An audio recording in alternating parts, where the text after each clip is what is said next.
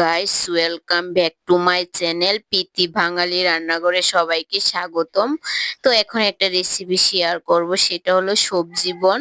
কিছু সবজি দিয়ে আমি সবজি বন রুটি বানাবো। তো কিছু সবজি কেটে নিচ্ছি। আমি পটল কেটে নিয়েছি, এর সাথে আরও কিছু সবজি দেওয়া হবে। তো আমি পটলগুলো কেটে নেওয়া হয়েছে। এখন বুটবুডি ও মিষ্টি কুমড়া এগুলোও কেটে নিব। তো আমি কিছু মিষ্টি কুমড়াও কেটে নিয়েছি চিরচির করে। আমি সবজি বন বানাবো। সবজি বন হয়তো বা আপনারা দোকানে খান, তো আমি দোকানের মতোই বানানোর চেষ্টা করব, আপনাদের সাথে শেয়ার করব। তো আমি একটা নুডলস সিদ্ধ দিয়ে দিলাম। আমি নুডলসটা দিয়ে দেব সবজি ভাজির সাথে। তো দেখেন আমি এখন ভাজিটা বসিয়ে দিয়েছি, কিছু তেল দিয়ে দিয়েছি, তার মধ্যে জিরে দিয়ে ভাজিটা তৈরি করে ফেলেছি।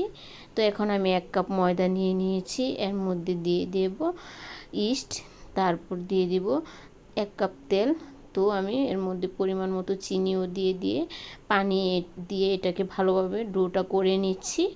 তো ডোটা করা হয়ে গেছে, ঢেকে রেখেছি। এখন আমার ভাজিটাও হয়ে যাচ্ছে, নাড়ায় চাড়ায় ভাজিটা তৈরি করে ফেলেছি। ভাজিটা একটু হালকা হালকা জাল করে ফেলবো, যেহেতু এটা সবজি বন বানাবো। তো একটু ঝাল ঝাল হলে ভালো লাগবে, যেহেতু সাথে চিনিটাও দেওয়া হচ্ছে।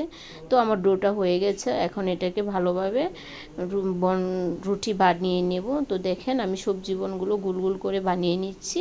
এটার মধ্যে সবজি দিয়ে দিয়েছি, দিয়ে গুল গুল করে হাত দিয়ে করে নিচ্ছি।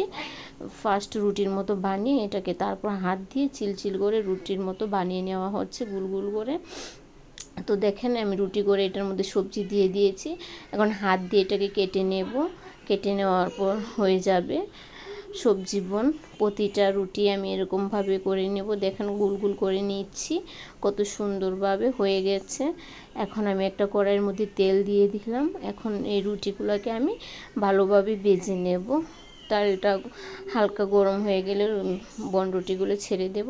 সবজি বন বলা হয় এগুলাকে, এগুলো আপনারা অনেকভাবে রান্না করে খেতে পারেন। তো আমি তেলের মধ্যে সবজি বনগুলো ছেড়ে দিয়েছি। এখন এটাকে আমি ভালোভাবে ভেজে নিচ্ছি। দেখেন কতটা ফুলে উঠেছে খুব সুন্দরভাবে। তো আমি একটু কড়াভাবে ভেজে নেব। তো আমি একে একে সব কটা সবজি বন এভাবে ভেজে নিচ্ছি তেলের মধ্যে। খেতে খুবই মজা লাগে। এটা বিকালের নাস্তা হিসেবে আপনারা বানাতে পারেন বাসায়, ঝটপটভাবে এটা তৈরি করা যায়। তো আমি বাসায় মেহমান চলে আসছে, তো ঝটপটভাবে এই সবজি বনগুলো এখন বানিয়ে নিচ্ছি।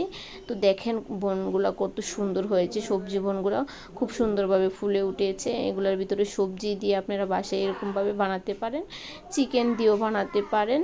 তো